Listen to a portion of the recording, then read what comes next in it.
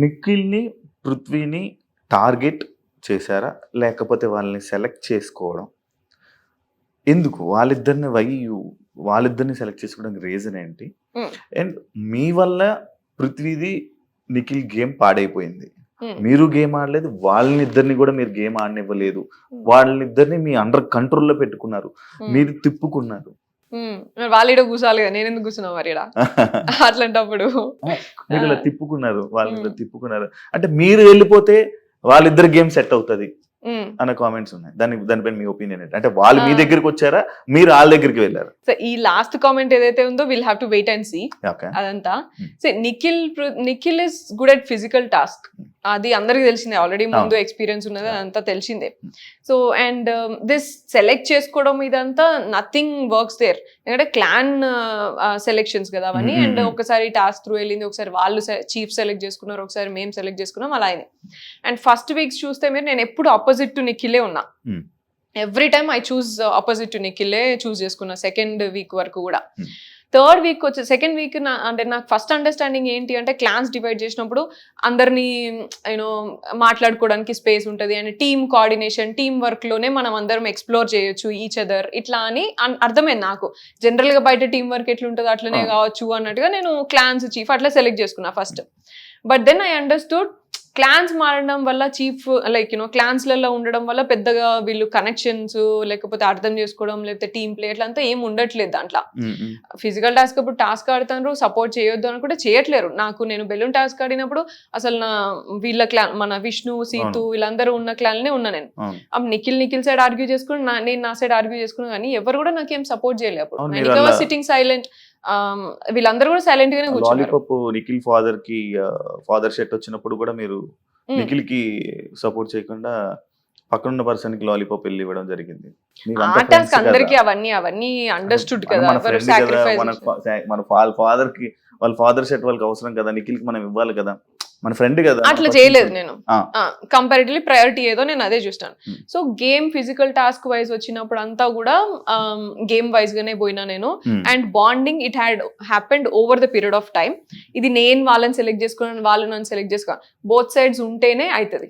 ఏదైనా సెలెక్షన్స్ కానీ రిలేషన్షిప్ కానీ ఏదైనా బాండింగ్ బోత్ సైడ్స్ ఉంటేనే అవుతుంది. ఇప్పుడు I have selected Sita initially because my bedmate ఉండే, మంచిగా మాట్లాడినా, అయిందా అదేమన్నా బ్రేక్ అయింది మధ్యలోనే. She never gave that space. నాకు ఆ రిలేషన్షిప్ గ్రో అవ్వడానికి కూడా నాకు స్పేస్ ఇవ్వలేదు, just because I'm talking to Nikhil.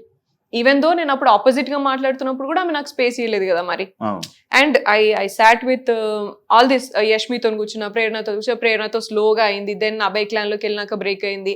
యష్మితోని last third week వచ్చేటప్పుడు మా క్లాన్ లోకి వచ్చిన తర్వాత బాండింగ్ వచ్చింది. సో ఒక్కొక్కరితోని ఒక్కొక్క స్పేస్ లో అవుతోంది, ఒక్కొక్క టైమ్ అండ్ స్పేస్ లో సిచ్యువేషన్స్ లలో అవుతోంది. వీళ్ళతోని తొందరగా అయ్యింది, ఎందుకంటే ఫస్ట్ నిఖిల్ తోని కూడా పెట్టుకున్నా. So he came and like made me understand, అట్లాగా సోనియా ఇట్లా అని కన్విన్స్ చేయడము. So that's why this bond grow up.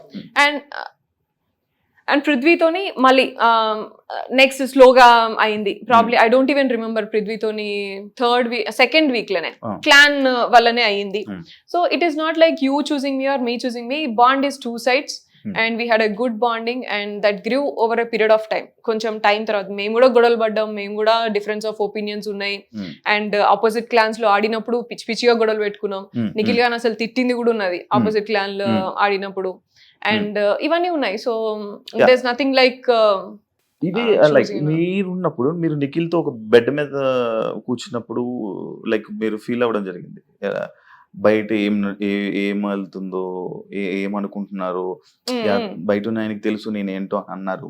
మళ్ళీ కాకపోతే మన బాండింగ్ ఎలా అంటే, మరి లోపల మీకు ఆ డౌట్ ఎందుకు వచ్చింది? ఇలా బయట ఏమనుకుంటున్నారు అనే డౌట్ ఎందుకు వచ్చింది? All this Vishnu thing started కదా, it continued, it kept continued.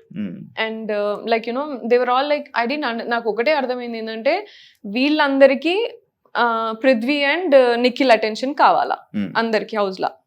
And వీళ్ళిద్దరికి నేను ప్రయారిటీ ఎప్పుడైనా సరే. So this is what they portrayed or this is what they like they understood. But fairly speaking Nikhil కి ప్రయారిటీ అనేది ఏమి ఉండదు. నిఖిల్ అందరికి మరి చెట్లు అంటాడు, అందరితో మంచిగా ఉంటాడు, పీపుల్స్ ప్లీజర్ నిఖిల్. సో అందరితో బాగుంటాడు. ఇక్కడ పృథ్వీ ఒకడు ఫేర్ హార్టెడ్ ఉంటాడు. సో ఇది మాకుంది. అయినా సరే ఏంటంటే నిఖిల్ ఎమోషనల్ వాడు అంతే కదా అని యాక్సెప్టెన్స్ తోనే ఉన్నామే తప్ప ఇఫ్ ఇట్ ఈస్ ఏ పక్కా game plan I would have like right away told and దూరం పెట్టేసేది కదా. బట్ మనం ఫస్ట్ మన ఫ్రెండ్స్ లాగా మనం లేకపోతే లైక్ ఒక బాండింగ్ వచ్చిన తర్వాత we have to understand and make them understand, accept floss accept చేసి, లేకపోతే ఏవైతే నెగిటివ్స్ ఉన్నాయో అవి చెప్పి, లేకపోతే ఇట్లా ఉండాలి. కానీ బాండింగ్ అంటే ఏదో నేను బిగ్ బాస్ గేమ్లు ఉన్నా కదా అని చెప్పేసి this is not just a physical task కదా, నువ్వు ఇక్కడ చేసినావు కాబట్టి సంచాలకుగా నేను రిమూవ్ చేస్తున్నా అన్నట్టు అంత ఈజీగా రాదు కదా. So that's what we felt. Like చాలా చాలా చేసిండు నిఖిల్. మాకు లైక్ మిస్అండర్స్టాండింగ్స్ చాలా ఉన్నాయి అండ్ మమ్మల్ని ఎట్లా పోర్ట్రే చేసిండు, లేకపోతే ఇట్లా వేరే వాళ్ళ దగ్గరికి వెళ్ళి ఏం మాట్లాడినా అవన్నీ మాకు తెలుసు. తెలిసినా సరే we were there with him only because వాడు మాకు ఫస్ట్ మిస్టేక్ అయినప్పుడు ఎట్లా అంటే వాడి డిప్రెషన్ అండ్ యునో బయట జరిగిన వాడి పర్సనల్ స్టోరీ అంతా చెప్పుకొని he said like you know I'm very much depressed, I found my family here with you 3 guys, అబ్బాయి, పృథ్వీ, నువ్వు, నాకు మంచి comfort and family kind of thing ఉన్నది. నేను నాకు మనసుకు నచ్చినట్టు నేను ఉంటా, అదే డిసైడ్, నేను ఎక్కువ పెద్దగా ఇది అది అని నేను ఏం పెట్టుకోను నేను అని మాట్లాడాను.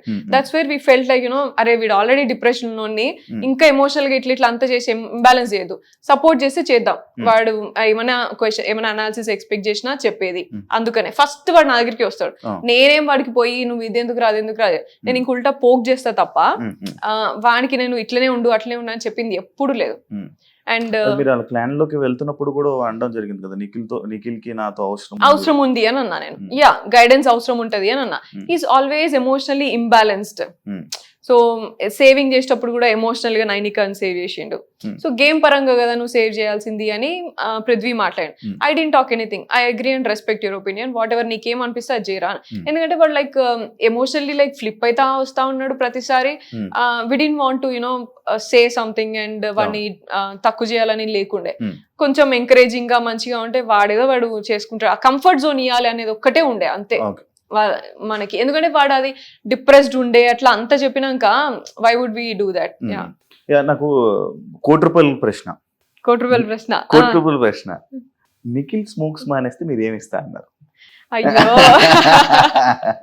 so that's again one thing. Yeah, ఏమిస్తారు వాడికి నేను పెళ్లి చేసుకునేటప్పుడు నేను నా పెళ్ళప్పుడు వాడికి చైన్ ఇస్తా అని చెప్పిన, ఆ చిన్నోనికి ఇయర్ రింగ్స్ ఇస్తా అని చెప్పిన, అవైతే ఖచ్చితంగా ఇస్తా నేను.